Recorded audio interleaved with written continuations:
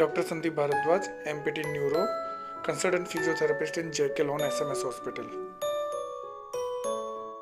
Hello friends, आज का video काफ़ी इंपॉर्टेंट है क्योंकि इसमें मैं आपको L4, L5, L5S1 या साइटिका क्यों होता है उसके कोजेज को ही दूर करने की एक्सरसाइजेज बताने जा रहा हूँ। जैसे कि आज के वीडियो में मैं आपको disc desiccation, degenerative disc disease, stenosis and facet joint arthropathy की एक्सरसाइजेज बताने जा रहा हूँ।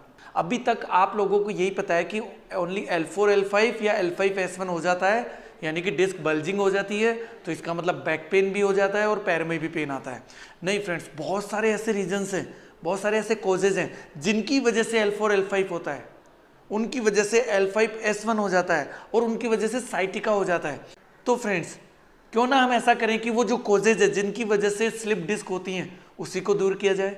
फ्रेंड्स, ऐसे ही जब आप MRI रीड करते हैं तो L4, L5 के अलावा बहुत सारी डिटेल आपको देखने को मिलती है, जैसे कि degenerative disc disease, disc desiccation, stenosis और फैसेट जॉइंट आर्थ्रोपैथी। तो फ्रेंड्स, आप देख रहे हैं ये चारों चीजें क्या है, ये ऐसे कॉजेज हैं कि इन्हीं की वजह से दूसरी प्रॉब्लम्स होती हैं या दूसरी प्रॉब्लम की वजह से भी ये हो जाता है। मैं जो एक्सरसाइजेस बता रहा हूं वो अगर आप करते रहे तो आपकी ये प्रॉब्लम भी सॉल्व हो जाएगी।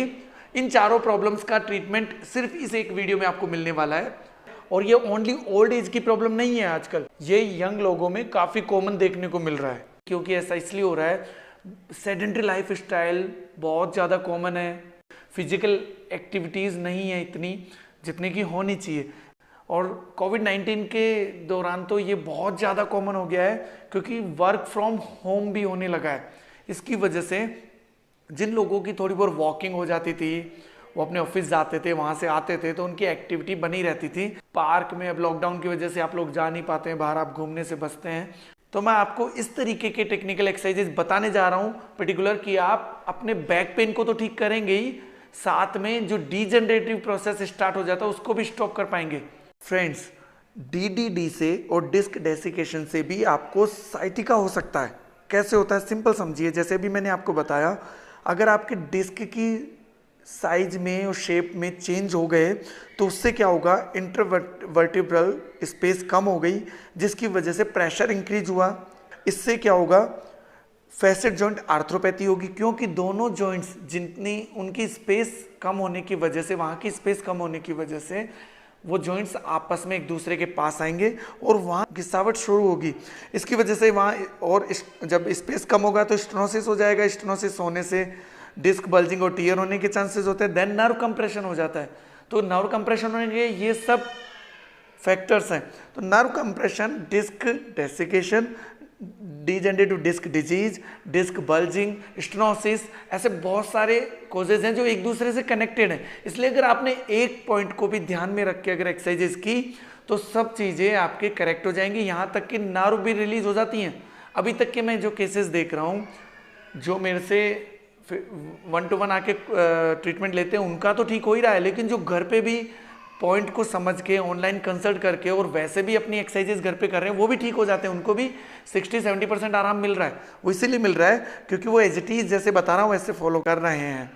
तो आज मैं आपको मैं आपको प्रिकॉशंस बताऊंगा। एक तो आप सबसे ज़्यादा क्या करेंगे, प्रॉपर टाइम पे रेस्ट करेंगे, प्रॉपर रेस्ट लेंगे। 6 to 8 आवर्स का रेस्ट आपको लेना जरूरी है क्योंकि उस समय वाटर रिटेंशन होता है डिस्क में, तो वो वापस अपनी शेप को मेंटेन कर लेती हैं। इसलिए रेस्ट ज़्यादा इंपॉर्टेंट है। आपको ज़्यादा देर बैठना, प्रोलॉन्ग सिटिंग को अवॉइड करना होगा, प्रोलॉन्ग स्टैंडिंग पोजीशन को अवॉइड करना है। प्रॉपर कार में और बाइक ड्राइविंग में आपको कुछ ध्यान रखने होंगे, इसके लिए मैंने आपको प्रीवियस वीडियो बना के दे रखे हैं। और पानी आपको ज़्यादा से ज़्यादा पीना है।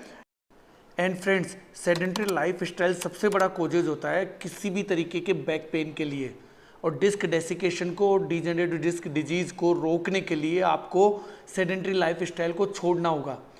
आपको मैं जो भी एक्सरसाइजेज अभी बताने जा रहा हूँ उसको उसी सीक्वेंस में करेंगे।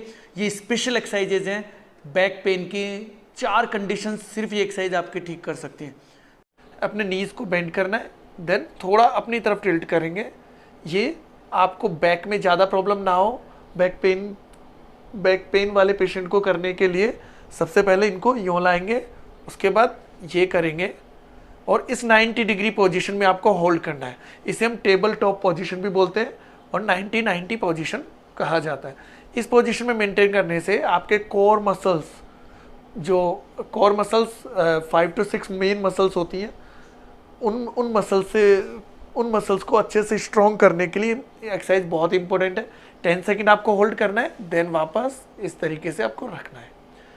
सेकेंड नंबर के एक्सरसाइजेज में आपको इस तरीके से हैंड रखना है और ऊपर उठना है। फ्रेंड्स, इसमें ध्यान देना है कि आपको नेक ऐसे बेंड नहीं करनी है, नेक स्ट्रेट रखनी है। 10 सेकेंड होल्ड करना है, देन रिलैक्स। क्योंकि हाइपरलोडोसिस की वजह से सर्वाइकल में भी हाइपरलोडोसिस हो जाता है, तो इस एक्सरसाइज को प्रॉपर तरीके से करें। इस तरीके से नहीं करना है कि पीछे आपका नेक रह रहा है, वो भी गलत है, और आगे भी नहीं झुकाना है, सेंटर में रखना है और ऊपर उठना है। इसके बाद सबसे पहले आपको क्या करना है, जैसे मैंने आपको L4 L5 में बताया वैसे ही अपने दोनों फुट को ऊपर की तरफ खींचना है। 10 सेकेंड ऐसे खींच के होल्ड रखेंगे, देन रिलैक्स। फ्रेंड्स, इसमें आपको क्या करना है, 20 सेकेंड के होल्ड करने हैं। 20 सेकेंड ऊपर की तरफ फुट को खींच के रखना है, देन रिलैक्स। फ्रेंड्स, आप जनरली गलती क्या करते हो, इसको नीचे भी ले जाते हो, तो ये आपको बिल्कुल नहीं करना है। ये करने से पेन बढ़ सकता है और वो एक्सरसाइज सही तरीके से नहीं होगी जो हमें चाहिए। आपको सिर्फ ऊपर स्ट्रेच करना है, देन रिलैक्स। ऐसे आपको 5 राउंड करने हैं 20 सेकेंड के। आपको इस तरीके से, जैसे आपका कंप्रेशन या एमआरआई में राइट साइड लिखा हुआ और कंप्रेशन या पेन भी आपको राइट साइड है, तो आपको राइट लेग को ही बेंड करना है। और इस तरीके से हैंड रखने से पहले आप क्या करेंगे, यूँ ड्रैग करके लेकर आएंगे। आप जनरली ऐसे हवा में लेकर आते हो तो प्रेशर पड़ने की वजह से पेन बढ़ जाता है, तो आपको इस तरीके से ड्रैग करेंगे, देन अपने हैंड्स को लेके इस तरीके से यहाँ रखेंगे, then pull it. 10 second hold. इसमें आप ध्यान रखेंगे, इधर नहीं करेंगे। जिनको एक्यूट और तेज पेन होता है वो साइड में रख के फिर लेकर आएंगे। जितना आ सकता है उतना ही करें, बहुत तेज दबाने की कोशिश ना करें। तो 10 सेकेंड होल्ड, देन रिलैक्स करते समय यहीं पे रखेंगे। यहाँ से ये नहीं करना है आपको, तो यहाँ ये स्ट्रेच करने के बाद, होल्ड करने के बाद, देन इस तरीके से रखेंगे, देन रिलैक्स। इस एक्सरसाइज में आपको क्या करना है, अपने राइट हैंड को इस तरीके से स्ट्रेट हवा में करना है, सामने देखना है आपको। 10 सेकेंड होल्ड करना है, देन रिलैक्स। फिर इससे आपको करना है। इसके साथ आपको थोड़ा सा कर्व को अंदर की तरफ करना है। मेरे बैक को ध्यान से नोट कीजिए, इस तरीके से आप है, थोड़ा curve inside, then raise your hand. 10 second hold करेंगे, देन रिलैक्स। 10 सेकेंड होल्ड करेंगे, देन रिलैक्स। ये 10 रिपीटेशंस करेंगे। इसके बाद आपको हैंड, लेफ्ट हैंड के साथ में राइट लेग को रेज करना है। ये बहुत अच्छी स्ट्रेंथनिंग एक्सरसाइज है आपके मिडिल बैक, और आप यूँ बोल सकते हैं कंप्लीट स्पाइन के लिए। इस तरीके से 90 डिग्री पोजीशन मेंटेन करेंगे, इसमें बैलेंस भी बढ़ेगा आपका, कोऑर्डिनेशन भी। Hold, then relax.